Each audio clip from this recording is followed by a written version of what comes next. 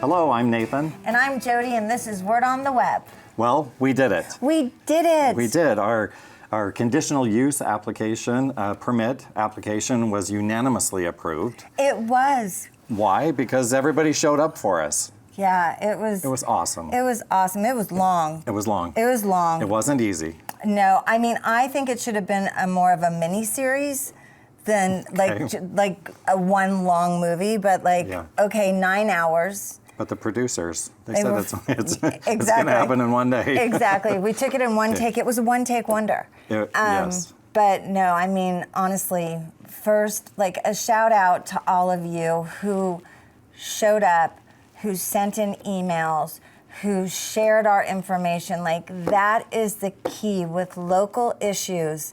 Your voice matters so much. Yeah. And you guys did it. Like, I got the word that the email box was overflowing, and that's nice. because of you. So thank you to all of you. I mean, many of you actually stayed for the whole 9 hours, and that is what I call frontline service. Totally. We love you. We thank you. And I woke up feeling two things. Grateful, one, that it wasn't last Monday, because that's in our past, but also really, really grateful for the tremendous community support that we have. Yeah, It's really great. And for some of you who have been following, supporting, but perhaps were not here, maybe out of town, vacationing, whatever, and you don't know what happened, we're going to do just like a recap of the highlights of the evening. Yeah, all right. So I think first setting up, what we did last Monday was we presented our conditional use permit application to the Planning and Zoning Commissioners. And what's involved in that is we've been working with the City of Boise's Planning Department, along with other stakeholders, to kind of make sure that our application was checking off all the boxes. Mm-hmm. Once the city staff has a chance to evaluate what our final product was, they then do a review of it and they present it to the commissioners. And so the opening remarks are basically from the city staff saying, okay, commissioners, here's what you're going to learn from this application, and as the Planning and Zoning Department, we would recommend approval of this application. Right, so they had received our operations manual, our safety and security manual, and sort of how we're going to use the building for service. And right? that would be what I think made this application so distinctly different from the first. The first application, we didn't have gained knowledge. It was a first time writing an application, and so it didn't include enough information for the Planning and Zoning Commissioners to be able to evaluate what the impact might be from this proposed project. Yeah. So the second time around, with great guidance, we really transparently said, look, you need to know everything. So we're going to put it all out there, and it was submitted in this second conditional use permit. And what Planning and Zoning Commissioner said after review was, this feels like an entirely different application. Yeah, I loved that. Yeah. And we took every bit of feedback, not only from that first application, but from neighbors and community partners and Boise Fire, Boise Police, and incorporated that into and updated our operations so that we were answering key questions. And so once city staff presented to the commissioners, then we were able to present with our lawyer, Jeffrey Wardle. He did a presentation about, like, here's what we're doing here tonight. Here's how we have reimagined this application for you. I was allowed to speak really specifically about the concerns that have been brought to us over and over again, and how we've designed around those concerns to minimize or eliminate impact. Yeah. The 24/7 design of the shelter, where people who stay with us, families with children, seniors, medically fragile, singles, they can be with us morning, noon, and night. And that was something that wasn't really understood the first time around. It's taken everybody some time to make that sort of paradigm shift, right? Interfaith Sanctuary has been an emergency shelter for so long. Yeah. To really wrap your head around what it means to be 24/7 has taken everybody, community partners, ourselves included, Yeah. And all services to understand that differently. Yeah, and so when you look at that feature and the medical clinic, the medical dorms, the partnerships with Terry Riley and Full Circle, the impact measurement there is, we're looking at like, what does this population look like within a neighborhood? Well, they're not going to be asked to leave every morning at 7 a.m., so 205 neighbors won't be out looking for a place to be all day. So that eliminates that concern. The other concern is when they have some medical challenges or needs, what impact will that have on the emergency medical system, EMS, 911, within that neighborhood? Well, actually, we are reducing tremendously the work that is needed for our emergency shelter because we're bringing in-house care to our guests to help minimize that impact. And so, like, P&Z was really able to like apply concern of impact to design of building over and over again. And I think you can't argue with facts. Right. You know, like factually, that is going to make a huge difference. One of the things I love, the commissioners were great. They asked questions, they tried to understand, and I think their questions was for their understanding, and it also helped the audience. You know, it was educational. It was an educational evening.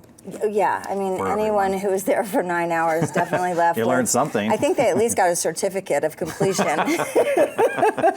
One CME in some course. Well, I mean, that's kind of as difficult as this whole thing has been. All the processes, all the hearings and everything. There has been this level of education that has happened for all of us each time. And so it has elevated a conversation around what is better shelter. What are the impacts of being homeless and not having a place to be all day? Like, what are the solutions around if we have people experiencing homelessness? How do we create a space that is much better for them and also much better for our communities and our neighborhoods? That's what I think everyone was able to really take from this long presentation is, oh, that's how you answer that.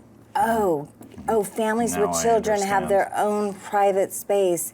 Yeah. They're gonna have this access, like now I understand, but if it's not you experiencing it, and if it's not you who's doing the work directly in it, it can just pass you by. Right.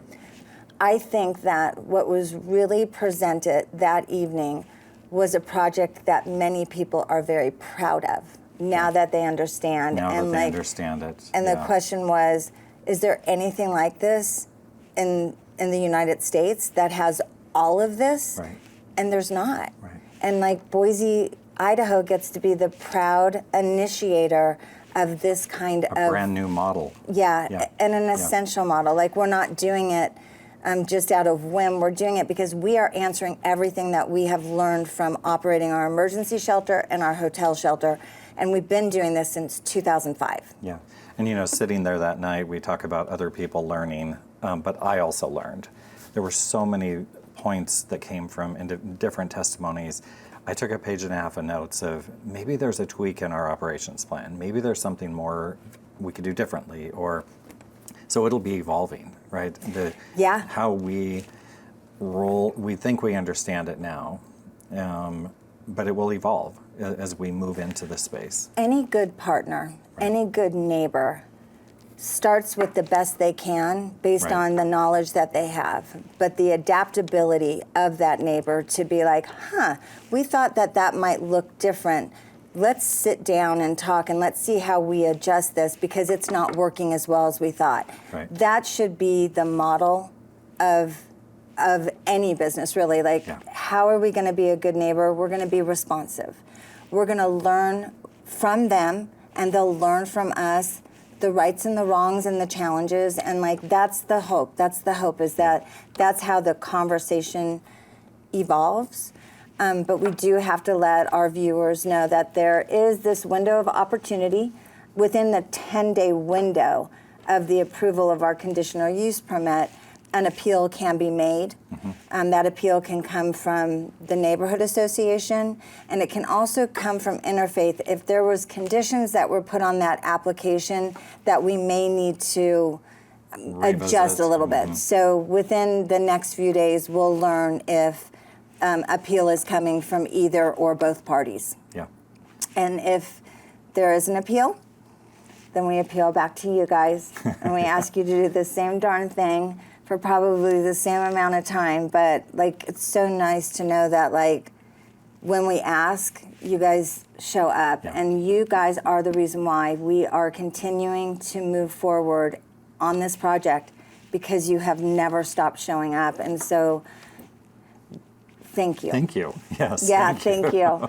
Thank you. And there is this new group that has emerged from this, I don't want to say fight, but the journey, and it is the Frontline. Yeah. It's the Frontline Collective. It's a group of our donors who want to be not just connected by donating every month. Many of them donate a night of shelter, which is $35 every single month, but they also want to volunteer, they want to advocate, they want to show up, they want to actually be boots on the ground. Yeah. And so every month I do a Zoom call with them as well. Okay. Yeah. And just kind of give them the real-time update. They're the most informed group, kind of.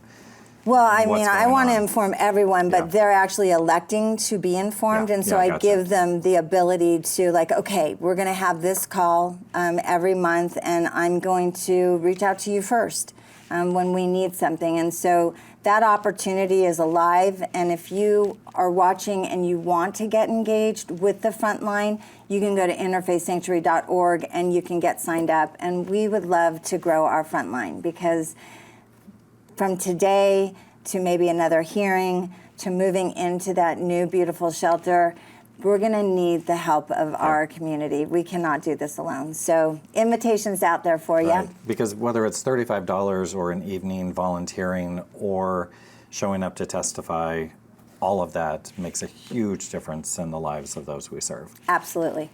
Huge difference. Huge difference. So one more thing to be grateful for. I know. So yeah, this was an excellent edition with the happy breaking news of the conditional use permit approval for our reimagined shelter on State Street was unanimously approved. Yep. Thanks for joining us, and we got see a you next question. time. Yeah, we got a question already. We got a big for next question. time. Yeah, Okay. so just so you know, we're getting some data points together for the next questions that have been sent to us. It's a great question about, like, you talk about all the work you do. Can you give me some numbers for how many people are housed through you each year? How many people are employed through your programming? How many people do? So we're going to dive into the numbers next time, and I'm looking forward to it. We don't brag enough. we tell a lot of stories, but sometimes we don't. People want to see the collective numbers. good. Yeah, they want to see what the impact is. Yeah. So we're going to show We you. get All that. right. See you later. Bye-bye.